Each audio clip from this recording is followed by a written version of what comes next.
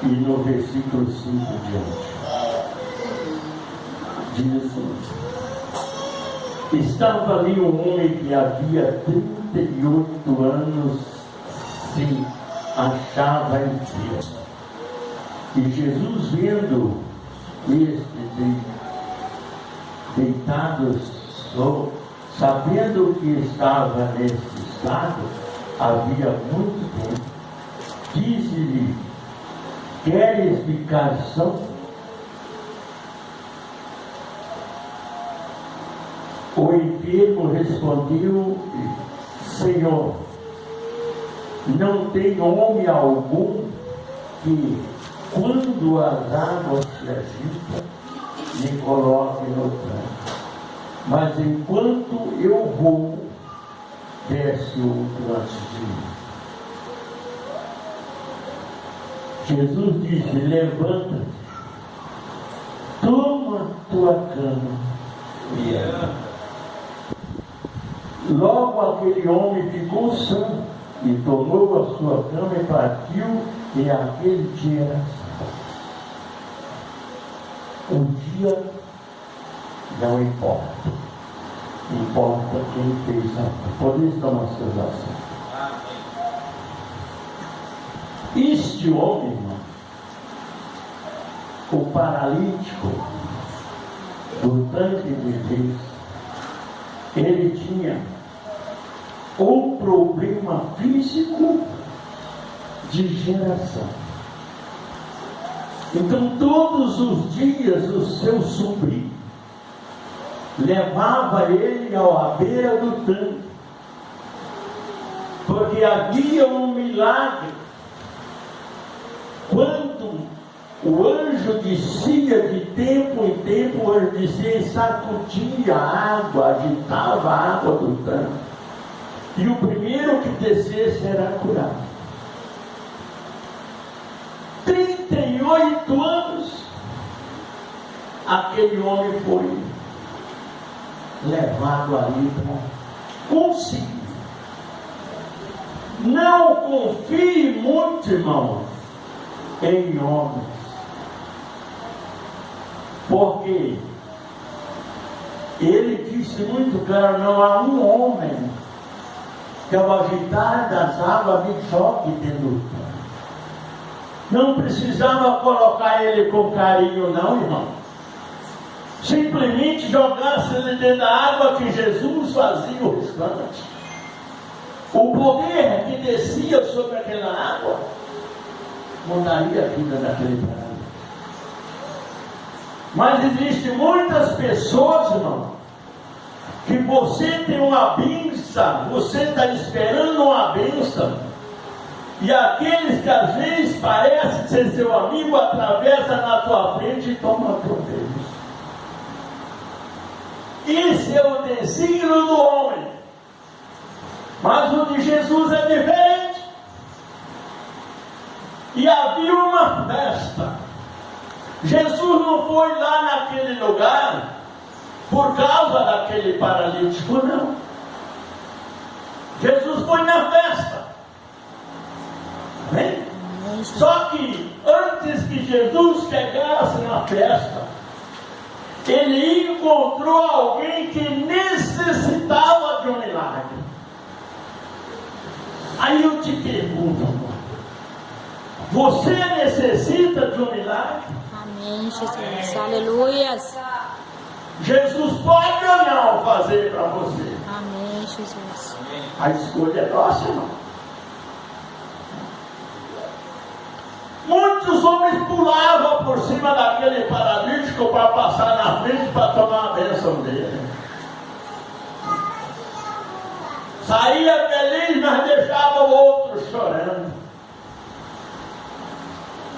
E ele dizia: ninguém vai me ajudar. Só que tem uma coisa: perseverança, irmão. Fé. Só que tem uma coisa: quando nós recebemos de Deus um milagre ou uma bênção, não podemos desprezar aquilo que Jesus fez para nós. Jesus. Não podemos esquecer do milagre que Deus operou na minha vida e na sua. Você está me entendendo? Jesus curou aquele paralítico. Ele declarou a princípio que Jesus tinha operado, que Jesus fez um milagre. Ele testemunhou isso. Só que ele não andou nos caminhos de Jesus. Esse homem, que não morreu pela paralisia, pelo que ele estava sofrendo, morreu depois nas mãos do rei. Você sabe por quê? Ao invés de ele seguir e caminhar nos passos de Jesus, não. Ele foi conhecer mulheres, ele foi conhecer riquezas, ele foi conhecer depois e não tinha condições, ele passou a roubar até o próprio palácio.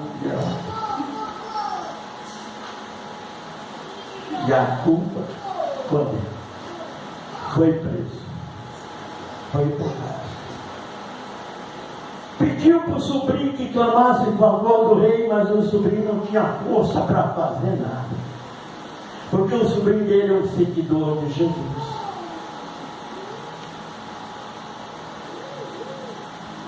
Aí nós vemos o outro lado, daquele que agradece a Deus e glorifica pelo milagre e valoriza Jesus pelo que Jesus fez. E um dia Jesus se decide a ir para Jericó, não por causa do céu. Jesus não foi a Jericó por causa do cego, irmão. Jesus foi para Jericó por causa de Zaqueu. Jesus queria salvar Zaqueu e mostrar para a humanidade que nada no mundo está perdido. Às vezes nós julgamos as pessoas pela aparência. A aparência não vale nada. A aparência é vaidade e fantasia. Mas Jesus foi para Jericó. E a multidão atrás de Jesus. Só que antes de chegar em Jericó, lá estava aquele homem desprezado, sem nome, sem documento, sem nada. Sentado à beira do caminho pedindo esmola. Filho de um homem mais rico de Jerusalém. Todo mundo conhecia o pai dele.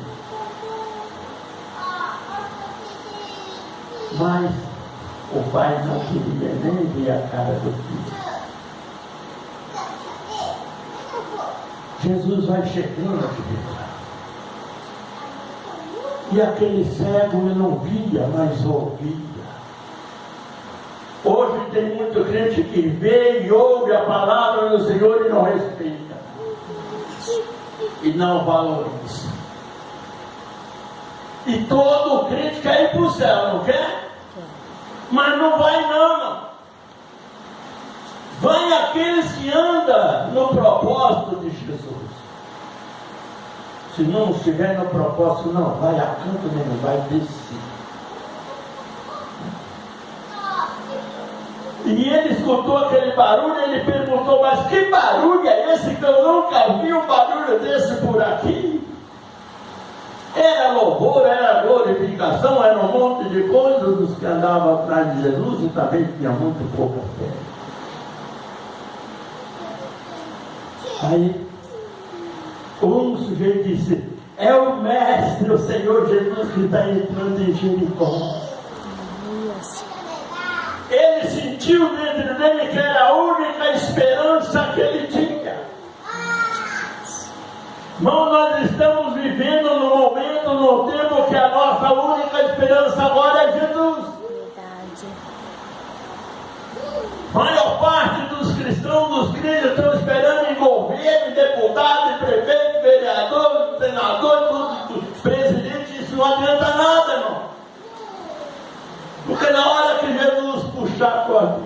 está perdido. Não foi a Jesus que você seguiu, foi o homem.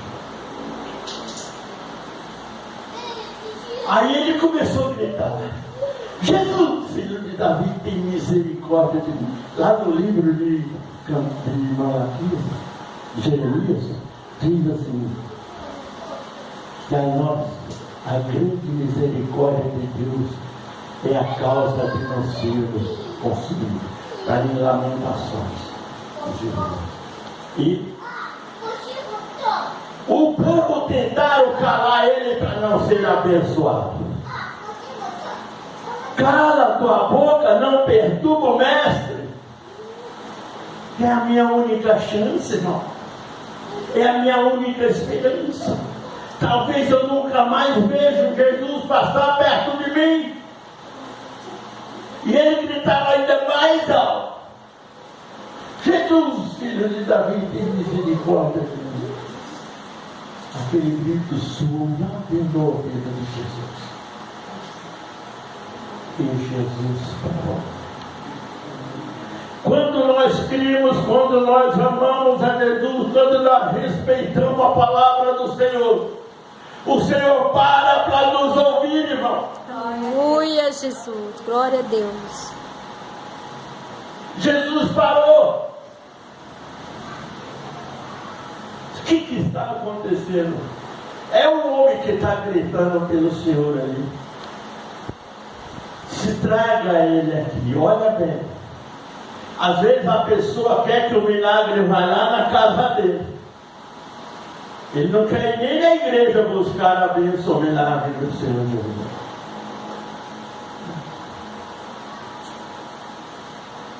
Traga ele aqui. Aí correram lá onde estava o céu e disse: olha, levanta depressa porque o mestre está te chamando. Aleluia. Você já pensou, irmão? Ele jogou aquela capa fora, não preciso mais. Ele tinha certeza que Jesus o abençoava ele. Aleluia, Jesus. Jogou a capa e correu. A vida inteira ele nunca enxergou nada na vida. E quando ele chegou diante de Jesus, Jesus abriu um leque de propósito para ele. Dizendo: o que queres que eu te faça? Ele podia ser rico mais do que o pai dele, mas continuaria sendo. Ele podia ser o homem mais famoso que tiver, mas continuaria sendo. Ele tirou de dentro, no fundo do coração, da alma, do espírito, ele disse: Senhor, que eu vejo.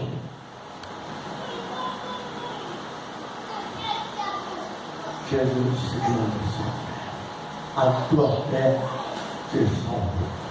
Aleluia, Jesus. Quando ele menos espera, a primeira coisa que ele vê na vida dele não foi a mãe dando mamar para ele, não, irmão. A primeira coisa que ele vê na vida dele é a face, o rosto do Mestre Jesus. Aleluia. Existe coisa mais maravilhosa do que essa?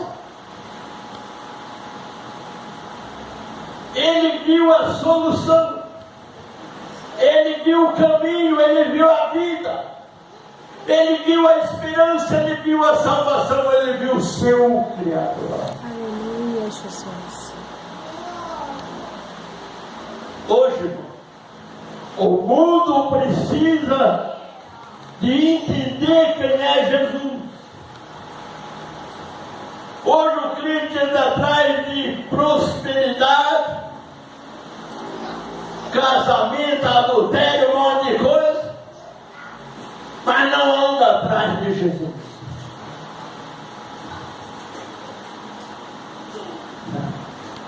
O que mais está derrubando o crente hoje é o nome, adultério e dinheiro. É o que mais está derrubando o crente, né? O povo não está preocupado com a sua vida eterna. O povo está preocupado com a vida pessoal aqui. E Jesus deixou muito claro de que adianta o homem ganhar o mundo inteiro e perder a sua alma, irmão. Ele deixou declarado que a nossa alma, uma alma, vale mais que o mundo inteiro. Jesus disse isso. Não é eu que estou dizendo.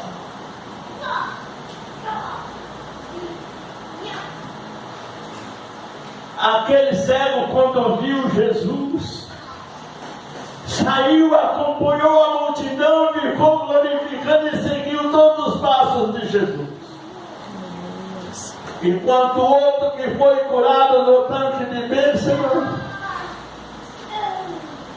trocou Jesus pela vaidade, pelo dinheiro, pelo adultério, pela mentira.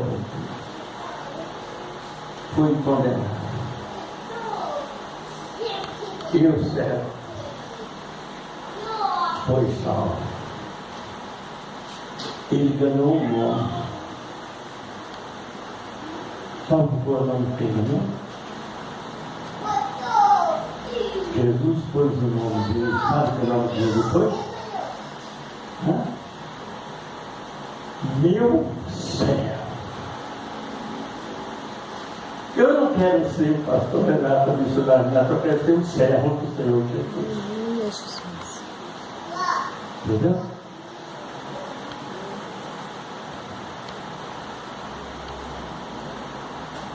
Porque o meu nome, a minha identidade, ela vale para mim aqui.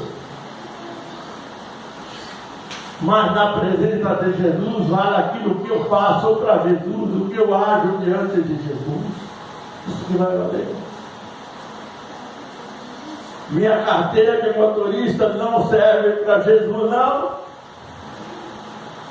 Minha identidade, meu documento, nenhum dos que eu faço aqui, ele me representa diante da lei do homem, mas diante da lei de Deus, que representa a minha vida diante de Deus em santificação. Somos falhos, erramos todo dia, toda hora. Mas não podemos ser egoístas, ignorantes, e dizer eu sou, o importante é não sou nada. Tem muito pastor que ele não prega para pouca gente, ele só prega se tiver de 2.000 pessoas para cima. Sabe por quê? Ele quer fama, ele não quer. Aí chega, prega, convite, né? Tudo, então, parece tudo verdadeiro, mas não é. Sabe? Jesus é simples. Jesus ele é como eu, como você. Ele é simples. Jesus não quer fortalecer.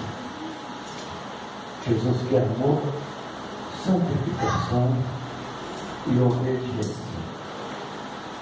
Santo ninguém é, porque hoje a gente diz, eu fiz promessa para São Fulano, São Ciclano, Nossa Senhora do Lar, Nossa Senhora de Cá, isso não adianta nada. Porque aqui está escrito em João 3,3. Pode ver, João 3,3. Não há santo no céu, a não ser aquele que do céu desceu para o céu subiu, o Filho do Homem, né? Desceram 2 do céu, um fez a vontade do Pai e subiu. O outro foi jogado fora, ele não desceu, ele foi jogado. E ficou Satanás. Deus está esperando. Então, cuidado. Muito cuidado naquilo que nós pensamos e fazemos.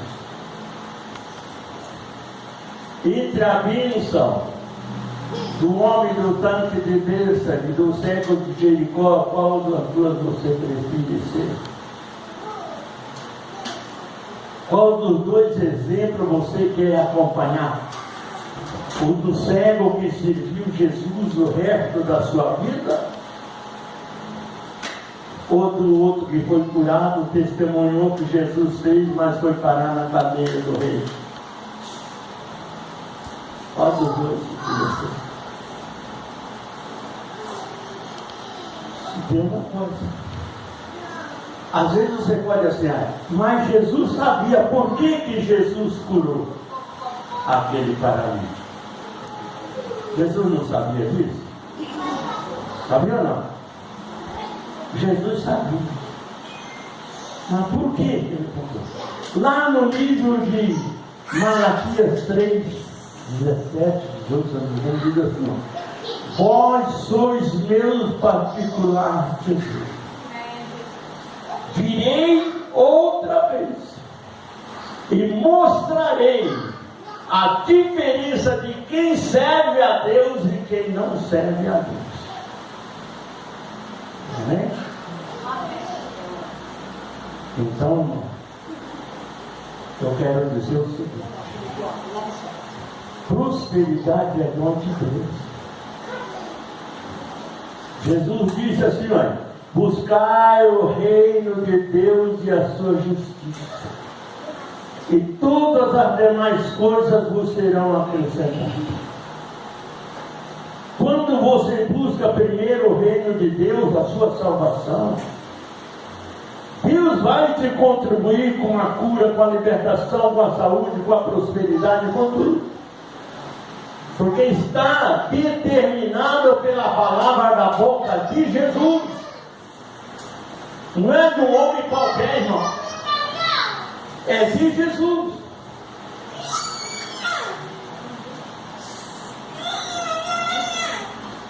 Lá em Deuteronômio 28, a Bíblia diz muito claro.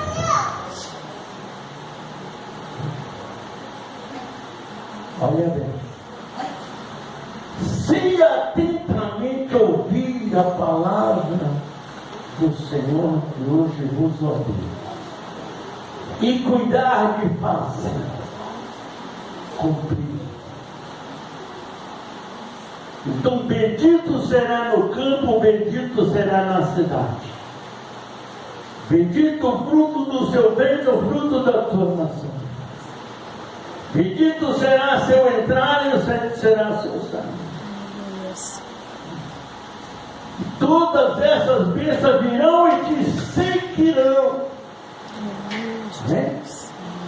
Mas, em Deuteronômio 15, 28, 15, ele diz: mas se não ouvir a voz do Senhor, maldito será no campo e maldito será na cidade.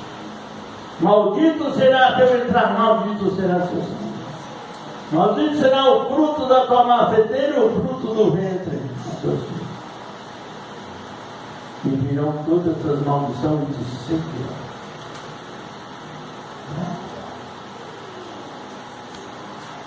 No versículo 13 do capítulo 28, ele diz assim, ó: eu vos colocarei por cabeça e não por causa. Estará em cima, tudo aquilo que você colocar nas mãos, o Senhor vai abençoar, porque você ouviu atentamente a voz do Senhor teu Deus que te ouviu. Caso contrário,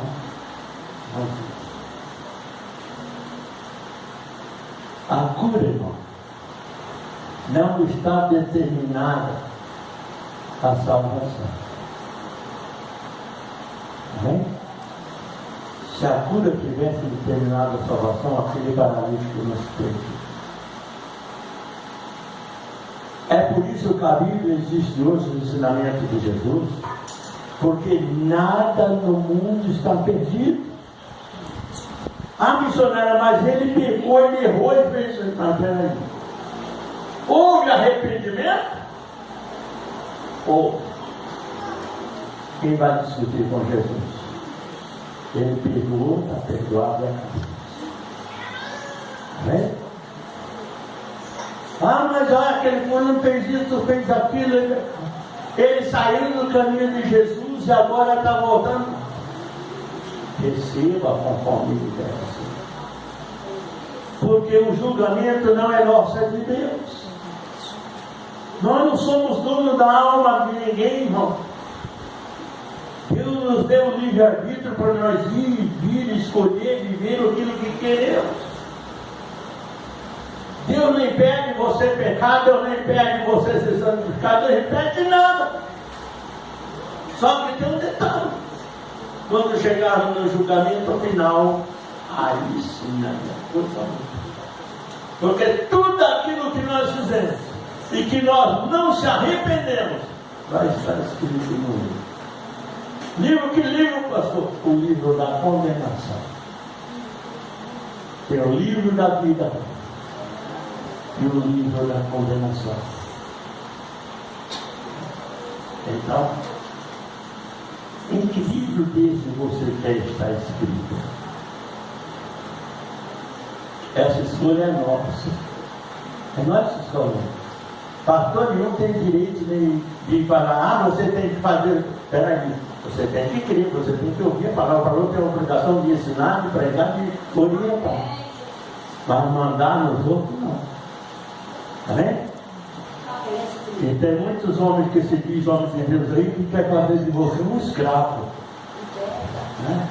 Mas Jesus disse muito claro: quando o Filho do Homem for liberta, verdadeiramente serei livre. Você é livre para ir e vir fazer o que quiser. Porque o seu julgamento não é com o pastor, não é com ninguém, não é com a gente, é com Deus. Amém? Irmão, você está errado, você tem que orientar. Você está passando situação, Deus não quer assim, Deus quer dessa forma. Isso aí a gente tem que fazer. É obrigação nossa orientar. Mostrar o caminho da verdade que nós conhecemos. Mas obrigar não. Jesus não obriga, por que nós temos que obrigar? Hoje é dia de Santa Ceia. Tem muitas igrejas por aí que estão tendo Santa Ceia também. E que tem membros e obreiros chorando que porque não deu dia, não deu aquilo, eles cortaram a Santa Ceia dele. Pera lá, de quem é a Santa Ceia? De quem é o corpo e o sangue? É do homem ou é de Jesus? É de Jesus. Por isso a Bíblia diz: examinai o homem a si mesmo antes de comer do pão e beber do cálice. Porque o que come e bebe dignamente, come e bebe para a sua própria condenação, não discerne o corpo do Senhor. Isso a Bíblia diz. Amém? É isso ou não é? Então, irmão, Santa Ceia é do Senhor. Eu sei que eu sou tipo missionário, mas eu briguei com a mulher essa semana. Eu não posso tomar Santa Ceia. A mulher falou: eu briguei com meu marido, não posso fazer aquilo. Peraí, irmão. De quem é o perdão? Hã? De Deus. Chega na hora da ceia, você tem o desejo de participar. Deus, perdoa meus falhas, perdoa minhas fraquezas e meus pecados. Eu sei que eu errei, eu sou fraco, eu não estou nada. Você acha que Deus vai falar: não, você não vai tomar não? Você acha que Deus vai falar isso? Não. Deus vai falar assim: perdoados estão os seus pecados. Vai então. Amém? Nunca devemos ficar sem Santa Ceia, irmão. Porque a Santa Ceia é o corpo e o sangue de Jesus que fortalece a vida espiritual do crente. Amém? Então temos que ter consciência daquilo que nós vivemos e fazemos. Amém? Amém? Amém? Quero orar para aquelas pessoas que estão distantes, não sei se dá tempo ainda de chegar. Glorioso Deus eterno Pai, eu tenho, Senhor, a responsabilidade dada por Ti de orar por todo mundo em todos os domingos. Que o Espírito Santo esteja agora, meu Deus, em qualquer cantinho deste universo, deste mundo, alcançando, meu Deus, aquelas pessoas, Pai, que estão tristes, cansadas, batidas, amarguradas, desorientadas, perturbadas, nervosas, angustiadas, preocupadas, desviadas. Alcance essa vida, Senhor, e liberte a pessoa. Cura todas as enfermidades, meu Deus. Quantas pessoas não têm condições, Pai, de pagar uma consulta no hospital? Mas o Senhor é o médico dos médicos, Senhor dos senhores, atende esse povo, meu Deus, pelo amor da santidade da tua graça. E que o Espírito Santo esteja na vida de cada um, hoje e sempre, em nome de Jesus. Amém? Eu só quero confirmar uma coisa para vocês. Olha.